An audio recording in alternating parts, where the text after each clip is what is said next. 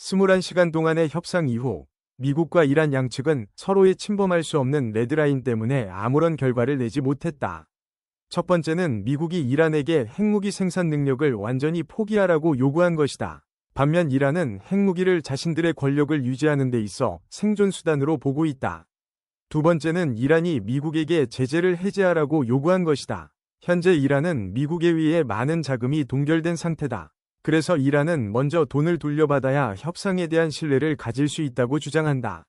하지만 미국 입장에서는 지금 돈을 주는 것은 불가능하다. 지금 싸우고 있는 상황에서 상대에게 칼을 쥐어주는 것과 같기 때문이다. 미국은 단계별 지급 방안만 동의한다. 이란이 약속한 각 항목을 이행할 때마다 그에 맞춰 돈을 지급하겠다는 것이다. 하지만 이란은 이를 거부했고 결국 이 부분에서도 합의에 실패했다. 세 번째 쟁점은 호르무즈 해협이다. 미국은 국제법에 따라 완전한 항행의 자유를 보장해야 한다고 주장한다. 그래야 세계가 석유를 사용할 수 있기 때문이다. 그러나 이란은 이를 반대하며 호르무즈 해협을 협상 카드로 삼으려 한다. 미국은 이란이 설치한 길의 위치를 공개하길 원한다. 그래야 이를 제거하고 각국 선박이 안전하게 통행할 수 있기 때문이다. 그러나 이란은 이를 거부하며 기억이 나지 않는다고 말했다. 또한 해류 때문에 기뢰가 이미 다른 위치로 이동했을 것이라고 주장했다. 이로 인해 트럼프는 협상 직후 미 해군을 동원해 호르무즈 해협을 봉쇄하겠다고 선언했다. 트럼프에게 이 해협은 두 가지 선택만 있다. 하나는 이전처럼 자유롭게 통행하는 것이고 다른 하나는 미국이 직접 통제하는 것이다. 그는 이란이 이 해협을 협상 카드로 사용하는 것을 더 이상 용납하지 않겠다는 입장이다. 또한 이란이 전쟁 중에도 석유를 계속 판매해 수익을 얻는 상황을 원하지 않는다. 특히 이란이 통행 선박당 200만 달러를 받고 심지어 위안화로 결제받는 것에 대해 미국은 모욕으로 느끼고 있다. 따라서 미국은 이란의 석유 수입을 차단하려 한다. 호르무즈 해협이 봉쇄되면 이란은 석유를 생산해도 판매할 수 없다. 미국은 이란의 카르그 섬을 공격할 필요가 없다. 공격 후 유지하기 어렵고 상륙 작전은 위험하기 때문이다. 또한 해당 시설을 파괴하면 세계 석유 공급에 큰 영향을 미친다.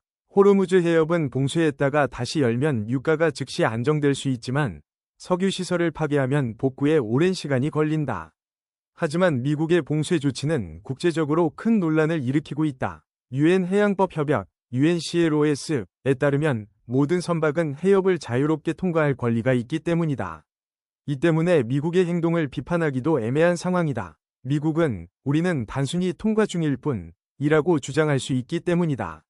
그러나 실제로는 특정 선박만 통과시키고 나머지는 막고 있다. 이에 대해 많은 사람들은 미국을 비판한다. 하지만 트럼프는 이란도 과거에 특정 국가 선박만 통과시키지 않았느냐고 반박할 수 있다.